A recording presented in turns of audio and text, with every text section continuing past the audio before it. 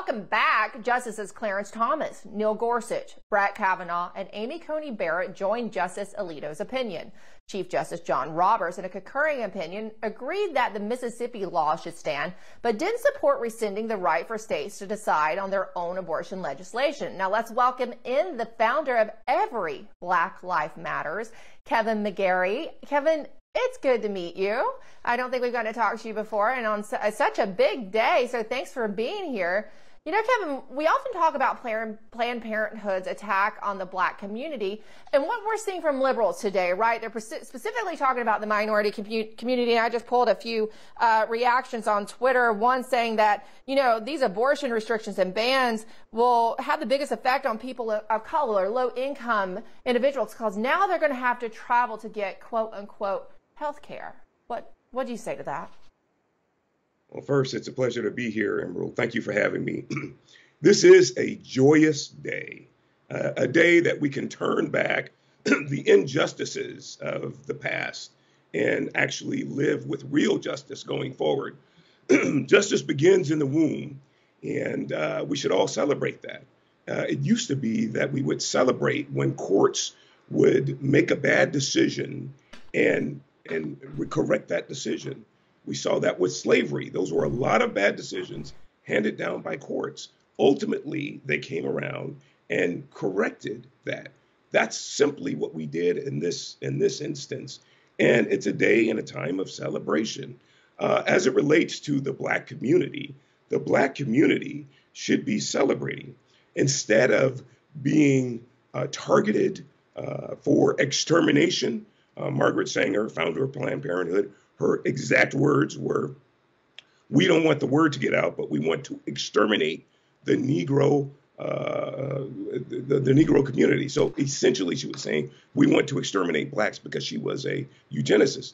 So this is a time where we can and should celebrate. Now, there are going to be tough decisions for a lot of individuals, and we as people of faith, and we as the body of Christ, need to be in a position to provide alternate adoption services, a lot of help, give some alternate rationale for bringing that life forward. And I'm looking forward to this new season because it sets America now, instead of being on a trajectory of death by virtue of abortion, now we can actually be on a new trajectory, and the soul of America can be repaired by virtue of this decision.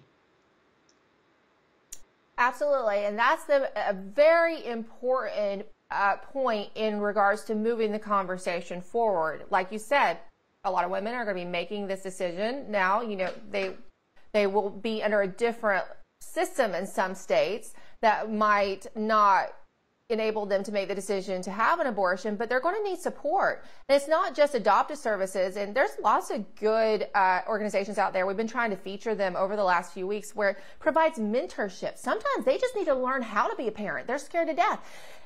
Counseling, helping them on a career path. You know, a lot of us had good upbringings. We didn't have these same challenges, and we have something to give to them, right?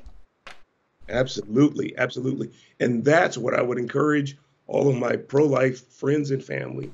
Please, let's take this moment. Let's be sensitive to the fact that there's still going to be a lot of people that have the wrong perspective, thinking that abortions are gone, period, end of story.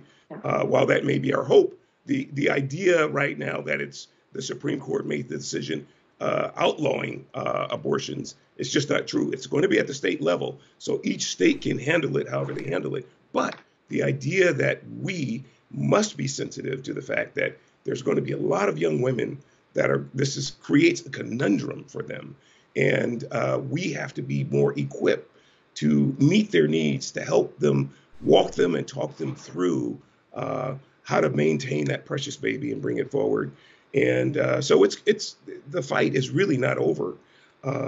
We just have to change the way that we try to accommodate one another, love one another, show justice to one another. I've always said justice begins in the womb. If you're a social justice warrior, justice begins in the womb. And this should be a day of celebration for you, because now justice can be upheld and carried forward in a very, very powerful way for everybody. Every life matters. Yeah, just like your organization, every Black Life Matters. That includes those Black lives that are in the womb. So I assume that your organization probably already does, and will look at more ways to help the women in different communities, right? Absolutely. So we are every Black Life Matters from conception to natural death. Everyblm.com. You can go and find out information about us there. But yes, we stand with and for our pro-life partner organizations because we believe fundamentally that nobody should be targeted for extermination and summarily murdered in the womb, like what's been happening for almost the past 50 years.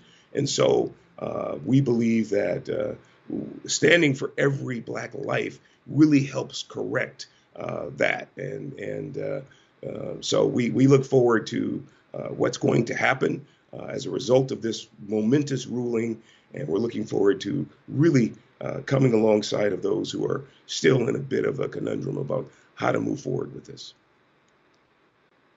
Yeah, and if someone's looking to help provide resources to your organization, or if they could benefit from the resources that you offer, where would they find you? Yeah, so it's everyblm.com, everyblm.com. Please go to our resources panel, and you could get all of our great information and resources there. Become a partner, come alongside of us. We do a lot of tremendous work throughout the country. So there's a lot of good information you can find out about us by just visiting everyblm.com.